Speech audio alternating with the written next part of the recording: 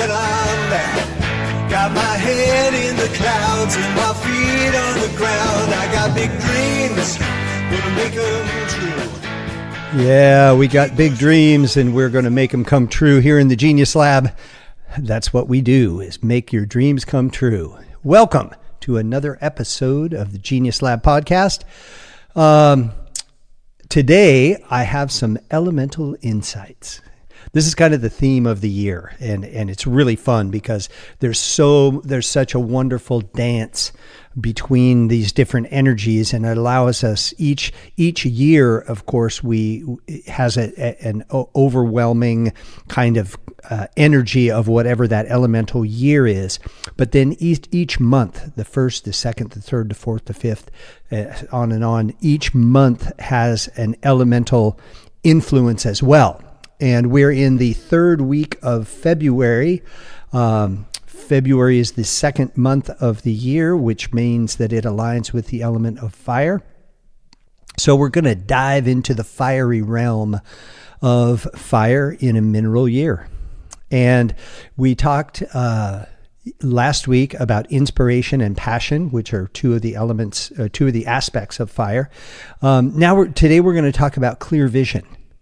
And this is what happens in a fire month is that we ignite our spirits. There's some kind of overwhelming energy that's just really beautiful. And when we have, the beautiful thing about mineral is that mineral is a very stable element. Imagine a big stone or a crystal. You know, it's very stable, very well organized, very well constructed. And then you have fire that's all over the place. It's like mineral gives a beautiful container to fire so that we can have inspiration and passion and clear vision leading us towards our desired outcome, towards our life's purpose. Because mineral, of course, is about remembering your greatness, connecting to your life's purpose, and creating a new story. So fire has this transformative and illuminating quality, right? And it gives you passion, it gives you drive. And the thing I want to talk about today is clear vision.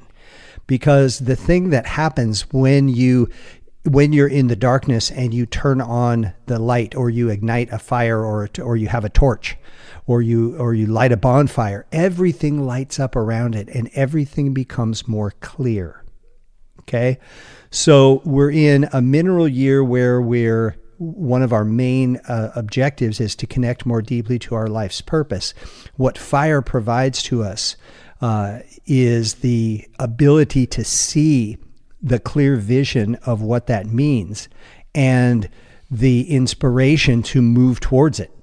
Okay? It's as a flame cuts through the darkness, so the energy of fire can cut through the fog and uncertainty that prevents you from seeing your greater purpose. When you connect to the element of fire, it lights the pathway. It cuts through the fog. It eradicates the uncertainty and ignites the passion and inspiration for you to move forward towards whatever that purpose is. You may know your life's purpose or have an idea of it. You may not. But in a fire month, you are going to get the illumination that will either show you that your map of the world is absolutely accurate and you're moving in the direction that that is accomplishing your life's purpose, or you'll see that perhaps you're off track and it's time to make some adjustments. The beautiful thing about fire is you have that passion and that inspiration. So if you find out you're completely off course, you will have the energy to regain your direction and a way to reset because you'll have clearer vision, you'll have inspiration, and you'll have passion. And one way to connect to this energy, to this new revitalization of a sense of purpose, is to spend some time in introspection. Okay? Introspection and self-discovery really is helpful. It's kind of, I don't know if you've ever sat in front of a candle, But it's almost like, for me anyway, it's like a doorway opens up. And in the Dagara tradition, fire is the gateway for the ancestors. So those who have come before you that have a vested interest in your well-being, they come through when you light the fire. Usually I use a red candle. Red is the color of fire. And then you light the candle and you create a portal. You create a pathway by which the ancestors can communicate. It's like a welcoming fire. And so spending some time asking and listening. There's so many times when I hear people talk about their meditations and they're breathing and they're wanting this to happen and that to happen, or particularly in prayer time when you're talking to God or whatever, depending on what religion you're in, people are like asking. I asked many of my coaching clients that I work with, I'm like, okay, how much time do you spend silent listening for the response? And most of the time I get, oh, well, not as much as I should have, not as much as I should. So it's good to practice meditation. It's good to practice visualization. It's good to do goal setting and all that, but spend some time listening, because listening will bring clarity. Listening will ignite the communication, or it will connect. It will activate the communication between you and the imaginal realm, the other world, whatever you want to call it, whatever it is in your model, that will give you the inspiration that does this when you're in your imagination. Carl Jung called it active imagination. You're living out a story in your mind and you're visualizing it and you're engaging your senses and you're making it real. And what happens is when you make it real in the imaginary realm or in the spirit world or whatever it is in your model, you create it here in this world as well. So spend some time strategizing and organizing and creating in any way you can, but then also listen, because the ancestors, God, the universe, whatever it is in your model, it has the wisdom to give you guidance, to give you a new clear vision of what it is, because there may be some things that you're missing. And by cultivating a mindset that embraces passion and resilience and desire and is clear,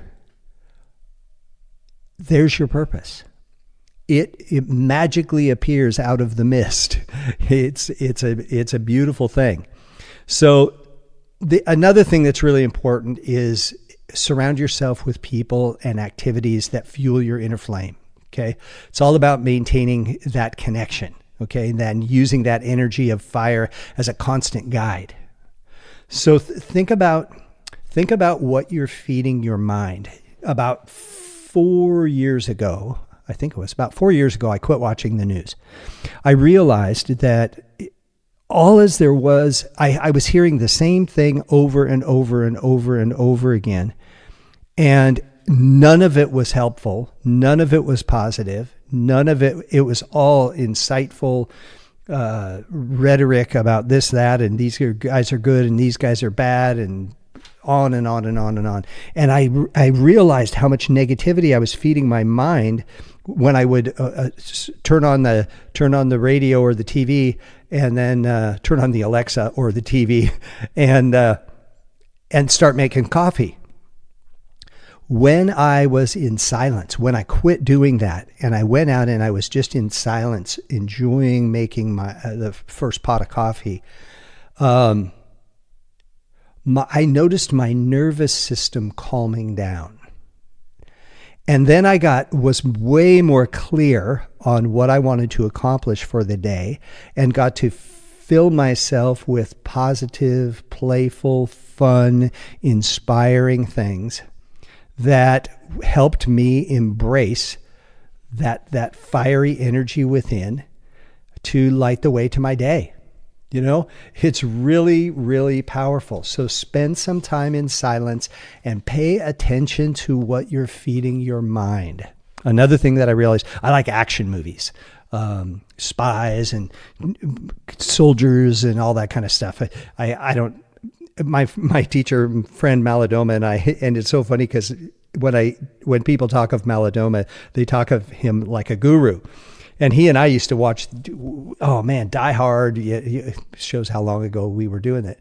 But all kinds of the Expendables and all these wild things. You'd never think of this very deep spiritual teacher watching. But sometimes you just got to blow out, your energy. You just got to get into a complete fantasy world.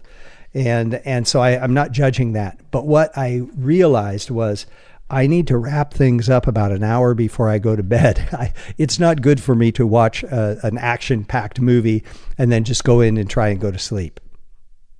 So I always spend a half hour of meditation time after I'm done watching TV and letting the day go. And then I come in and do my meditation and quiet my mind and calm my nervous system before I go to bed. Embrace the fire, embrace the inspiration, embrace the passion. Pay attention to what's around you and listen to find your purpose and move effortlessly and delightfully into fulfilling your path. And by all means, keep looking up.